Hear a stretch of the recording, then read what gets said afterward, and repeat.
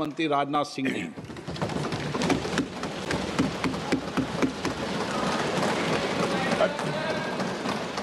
अध्यक्ष महोदय, सबसे पहले तो मैं आपके माध्यम से सदन के सभी दलों के, मैंने जितने भी हमारे सम्मानित सदस्य हैं उनके प्रति आभार व्यक्त करना चाहता हूं कि ऑपरेशन सिंदूर की जो शानदार कामयाबी हासिल हुई है उस पर चर्चा करने के लिए आज सदन पूरी तरह से तैयार है। अध्यक्ष महोदय, सबसे पहले मैं इस सदन के माध्यम से मैं देश के उन वीर सपूतों को, उन बहादुर सैनिकों को नमन करता हूं जिन्होंने की राष्ट्र की सीमाओं की रक्षा के लिए जब भी आवश्यकता पड़ी है अपना बलिदान देने में वह पीछे नहीं रहे हैं। आज भी वह तैयार हैं और आज भी वह तत्पर हैं। साथ ही मैं उन सैनिकों की स्मृति को भी अध्यक्ष महोदय नमन करता हूं जिन्होंने की भारत की एकता और अखंडता सुनिश्चित करने के लिए अपना सर्वस्व बलिदान कर दिया। मैं पूरे देश की तरफ से सेनाओं के सभी जवानों के प्रति कृतज्ञता व्यक्त करता हूं। अध्यक्ष महोदय, आज मैं आपकी अनुमति से ऑपरेशन सिंदूर से जुड़े कुछ महत्वपूर्ण तथ्यों और विषयों को सदन के समक्ष रखने के लिए यहां खड़ा हूं। अध्यक्ष महोदय, 6 और 7 मई 2025 को भारतीय सेनाओं ने ऑपरेशन सिंदूर के नाम से एक ऐतिहासिक सैन्य कार्रवाई को अंजाम दिया। यह केवल एक सैन्य कार्रवाई नहीं थी, बल्कि यह भारत की संप्रभुता, उसकी अस्मिता, देश के नागरिकों के प्रति हमारी जिम्मेदारी और आतंकवाद के खिलाफ हमारी नीति का एक इफेक्टिव और डिसाइसिव डिमॉन्स्ट्रेशन था। अध्यक्ष महोदय, जैसा इस सदन को जानकारी है, 22 अप्रैल 2025 को जम्मू कश्मीर के पहलगाम क्षेत्र में एक अमानवीय और कायराना आतंकी हमला हुआ। इस हमले में हमारे 25 निर्दोष नागरिकों सहित एक नेपाली नागरिक की भी जान गई थी। उन निर्दोष लोगों की जान उनका धर्म पूछ कर लिया गया। यह अपने आप में अमानवीयता का सबसे कुत्सित और सबसे घृणित उदाहरण था। यह घटना भारत की सहन शक्ति की सीमा की भी मैं मानता हूं परीक्षा थी। अध्यक्ष महोदय, इस हमले के तुरंत बाद हमारे प्रधानमंत्री श्री नरेंद्र मोदी जी ने तीनों सेनाओं के प्रमुखों की एक उच्च स्तरीय बैठक की और उन्हें छूट दी गई कि वे अपने विवेक, स्ट्रेटेजिक अंडरस्टैंडिंग और रीजनल सिक्योरिटी सिचुएशन को ध्यान में रखते हुए वह निर्णायक कार्रवाई करें। इसके बाद हमारे सैन्य नेतृत्व ने न केवल अपनी मैच्योरिटी दिखाई, बल्कि उस स्ट्रेटेजिक विजडम का भी परिचय दिया जिसकी उम्मीद भारत जैसी एक रिस्पॉन्सिबल पावर से की जाती है। अध्यक्ष महोदय, ऑपरेशन सिंदूर को अंजाम देने से पहले हमारी सेनाओं ने हर पहलू का बहुत ही गहराई के साथ अध्ययन किया। हमारे पास कई विकल्प थे, लेकिन हमने उस विकल्प को चुना जिसमें आतंकवादियों और उनके ठिकानों को अधिकतम नुकसान पहुंचे और जिसमें पाकिस्तान के आम नागरिक को कोई क्षति न होने पाए, इस बात की भी हम लोगों ने चिंता की। अध्यक्ष महोदय, हमारी सेनाओं द्वारा की गई वेल कोऑर्डिनेटेड स्ट्राइक्स ने 9 टेररिस्ट इंफ्रास्ट्रक्चर टारगेट्स को प्रिसीजन के साथ, सटीकता के साथ हिट किया और इस सैन्य कार्रवाई में एक अनुमान के अनुसार 100 से अधिक आतंकवादी, मैं बहुत संभल कर बोल रहा हूं अध्यक्ष महोदय, हमारी फिगर गलत ना होने पाए, फिगर इससे बहुत अधिक है। 100 से अधिक आतंकवादी, उनके ट्रेनर, उनके प्रशिक्षक, उनके हैंडलर लश्कर-ए तोयबा और हिजबुल मुजाहिदीन जैसे आतंकवादी संगठनों से संबंधित थे। ये वही आतंकी संगठन हैं जिन्होंने पाकिस्तान की सेना और ISI का जिन्हें खुला समर्थन प्राप्त है। अध्यक्ष महोदय, 7 मई 2025 को रात्रि 1:05 भारतीय सशस्त्र बलों ने ऑपरेशन सिंदूर प्रारंभ किया,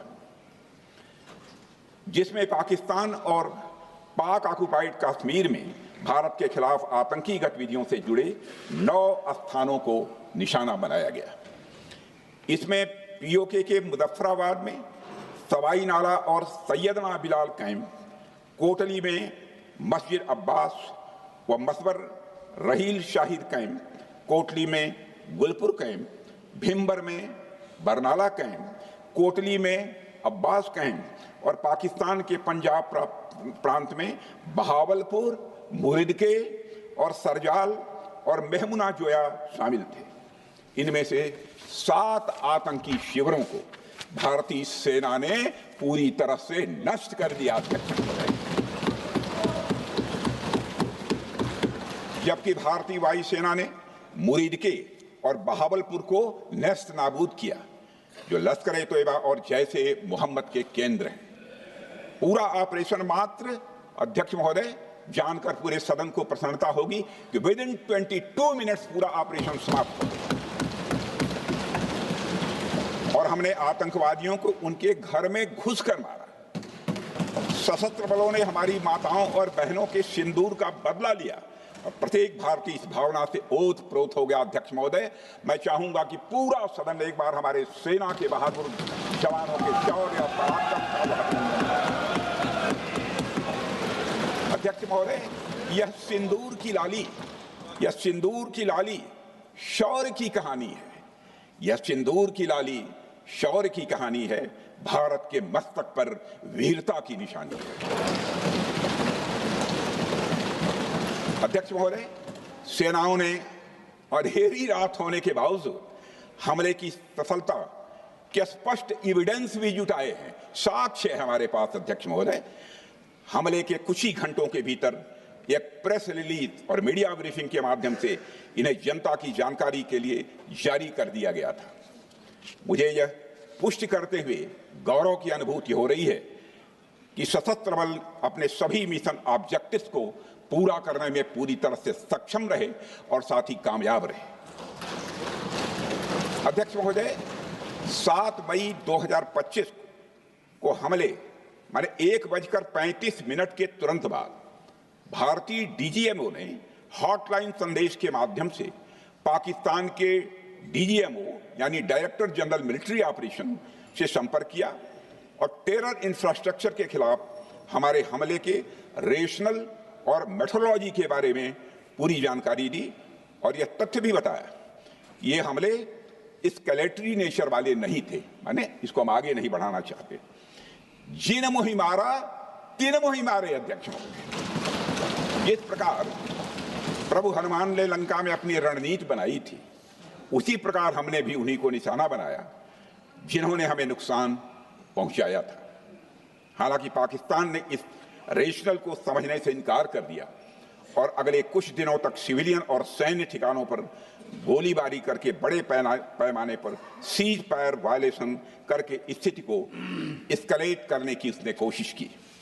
अध्यक्ष महोदय, 7-8 मई 2025 की रात को क्लियरली आइडेंटिफाइड आतंकवाद संबंधी ठिकानों पर हमारे सफल ऑपरेशन के बाद, सफल हमले के बाद पाकिस्तान ने स्थिति को एस्केलेट कर दिया और अनमैन्ड एरियल सिस्टम और अन्य साधनों का उपयोग करके भारतीय वायुसेना के बेसेस, भारतीय वायुसेना के सेंसर्स और सेना के फॉर्मेशन हेडक्वार्टर से लेकर ब्रिगेडों तक पर भी उसने हमला कर दिया।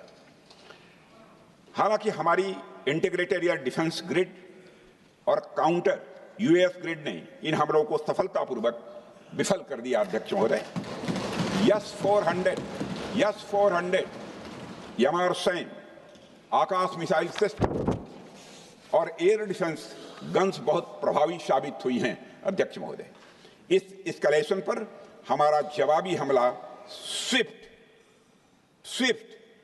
प्रोपोर्शनेट और नवातुला था। अध्यक्ष महोदय, जिसमें 8 मई 2025 को केवल चुनिंदा पाकिस्तानी एयर डिफेंस सिस्टम और सेंसर नेटवर्क को प्रिसीजन गाइडेड मिशन द्वारा म्यूनिशंस द्वारा जो है टारगेट किया गया।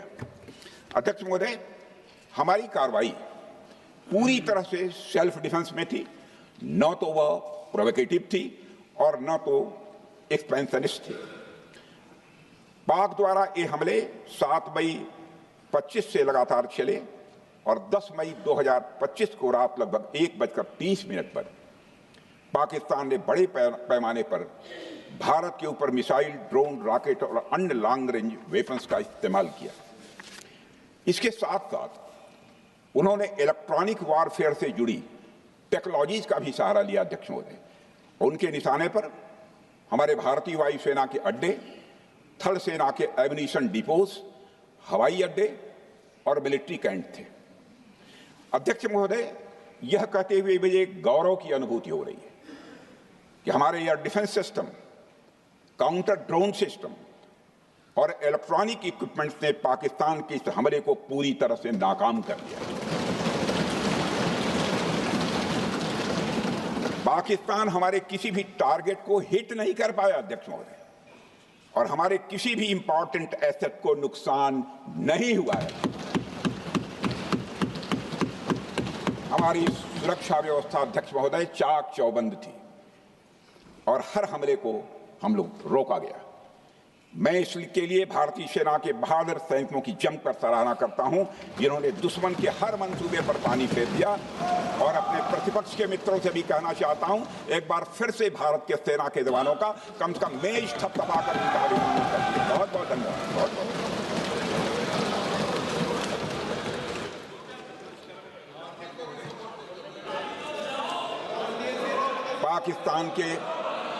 पाकिस्तान के इस हमले के जवाब में हमारी कार्रवाई साहसिक थी, ठोस थी और प्रभावी थी। भारतीय वायुसेना ने वेस्टर्न फ्रंट पर पाकिस्तान के हवाई अड्डों, command and control systems, military infrastructures और एयर डिफेंस सिस्टम को निशाना बनाया और इस मिशन को हमारी सेनाओं ने सफलतापूर्वक अंजाम देने में कामयाबी हासिल की। अध्यक्ष महोदय, हमारी सेनाओं ने चकलाला, सरगोधा, रफीकी, रहीम यार खान, जैकबाबाद, सुक्कुर और भोलारी जैसे एयर एयरबेस पर प्रहार किया और पूरी दुनिया ने भारतीय वायुसेना के शौर्य और पराक्रम की तस्वीर देखी।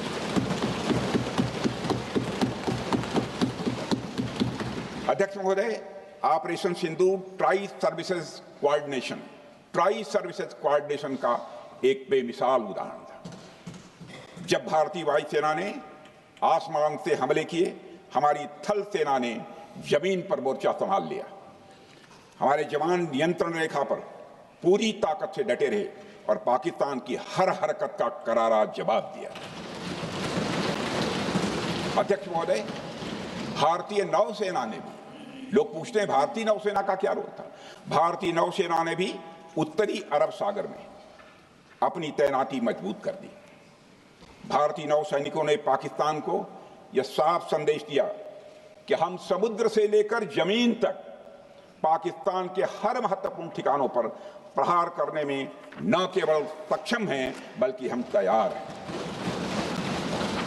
अध्यक्ष महोदय, इस ऑपरेशन का मकसद टेररिस्ट कैंप्स और उनके सपोर्टर्स को टारगेट करना, उन्हें नेस्त नाबूद करना था और ये साफ संदेश देना था कि भारत आतंकवाद के विरुद्ध जीरो टॉलरेंस रखता है। भारत ने कार्रवाई इसलिए रोकी क्योंकि कॉन्फ्लिक्ट के पहले और उसके दौरान जो भी पॉलिटिकल और मिलिट्री ऑब्जेक्टिव्स तय किए गए थे उसे हम पूरी तरह से हासिल कर चुके थे। इसलिए यह कहना, यह मानना कि यह ऑपरेशन किसी दबाव में रोका गया था, यह बेबुनियाद है और सरासर गलत है।